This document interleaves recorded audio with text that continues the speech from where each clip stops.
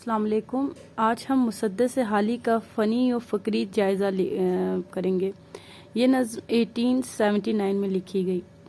سر سید کے زیر اثر حالی میں حب الوطنی نے جنم لیا تو انہوں نے اصلاح شعر و سخن کا عزم کیا۔ انہوں نے سر سید کے کہنے پہ اپنی مشہور نظم مد و جزر الاسلام لکھی جو مسدس حالی کے نام سے مشہور ہوئی۔ حالی کی یہ نظم ملت اسلامیہ کے عروج و زوال کی تاریخ ہی نہیں بلکہ ملی بے حسی کا نوحہ بھی ہے، جسے حالی نے اپنے سادہ اور دل نشین انداز میں لکھا۔ اس مسدس کے لکھنے پر حالی کو قومی شاعر کہا گیا۔ فکری و فنی جائزہ۔ مولانا نے یہ نظم 1879 میں لکھی۔ ان سے پہلے طویل نظم کے لیے مثنوی، قصیدہ اور مرثیے کی اصناف موجود تھیں، مگر ان اصناف کا اپنا مخصوص مزاج تھا۔ حالی کی مسدس کا مزاج ان سے منفرد تھا۔ ایک موضوعی مصنف شہر آشوب بھی موجود تھی۔ مولانا حالی کے مسدس کا موضوع ایک لحاظ سے شہر آشوب کا سا تھا۔ وہ ایک حوالے سے مرثیے کے قریب ہے۔ مرثیے کے لیے اس دور میں مسدس کی ہیئت مخصوص ہو گئی۔ مولانا نے اپنی نظم کے لیے یہ ہیئت اپنائی۔ وہ ان کے مقصد کے لیے بہت معاون ہے۔ مسدس کے ہر بند میں ایک مضمون کی تکمیل ہوتی ہے۔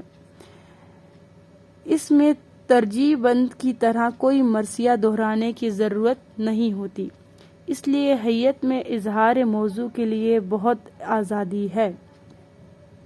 مولانا نے مسلمانوں کے تہذیب کی تصویر کشی بغیر استعارے کی مدد کے کی ہے۔ انہوں نے شاعری کا عام انداز اپنانے کے بجائے خطابت کا انداز اپنایا۔ مولانا دنیاوی معاملات اور دینی معاملات کی علیحدگی کے قائل تھے۔ مولانا حالی کے نزدیک افادیت بنیادی صداقت ہے۔ وہ نبیوں میں رحمت لقب پانے والا، مراد غریبوں کی برلانے والا۔ بعض بند سر سید تحریک کا منشور لگتے ہیں، مثلا سر سید کی تحریک کا منشور جو ہے وہ کیا تھا؟ کام، محنت اور تعلیم تھا۔ جتائی انہیں وقت کی قدر و قیمت، دلائی انہیں کام کی حرص و رغبت۔ مسدس میں مسلمانوں کے دو عکس ہیں، عروج کا عکس اور زوال کا عکس۔ مولانا حالی نے سادگی، سلاست اور روانی کو اپنے نظم کی بنیادی خصوصیت کے طور پر اپنایا۔ استعارے سے گریز کیا۔ تلمیح ان کے شعروں کی بنیاد ہے۔ استعارے سے گریز کے باوجود انہوں نے اس قدر عظیم ادب پارہ تخلیق کیا ہے کہ ان کا مسدس خود ایک استعارہ بن گیا ہے۔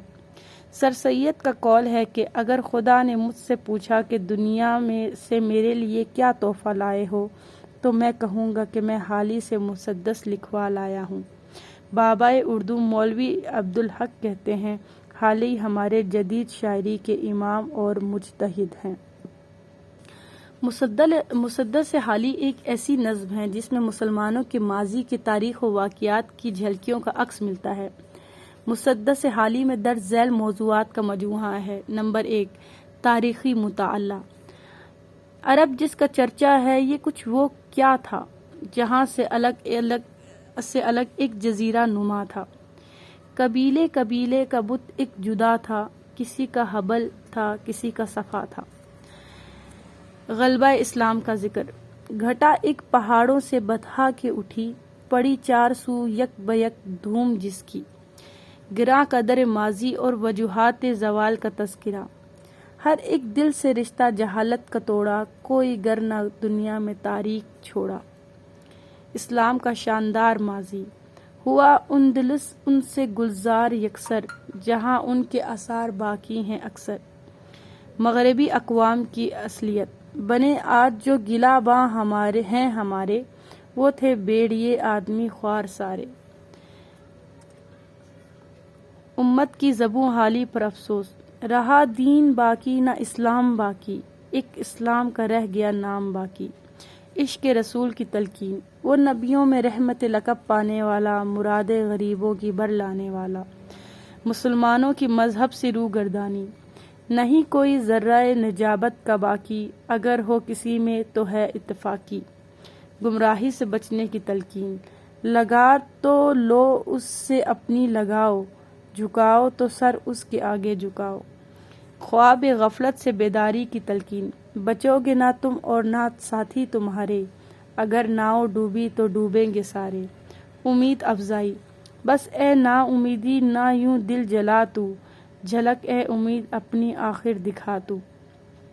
عقیدے اور فکر کی آبیاری، کہ ہے ذات واحد عبادت کے لائق، زباں و دل کی شہادت کے لائق۔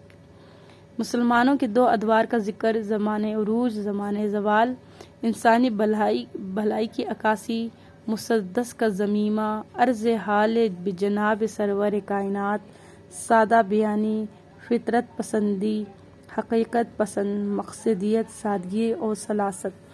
تو یہ سارے مسدس حالی کے فنی اور فکری جائزے میں اور اس کے موضوع کے متعلق ہے کہ نظم کے اس مجموعے میں کن کن موضوع پہ بات ہوئی ہے۔ ہوپ سو آپ کو اس ویڈیو کی سمجھ آئی ہوگی اور یہ ویڈیو پسند آئی ہوگی۔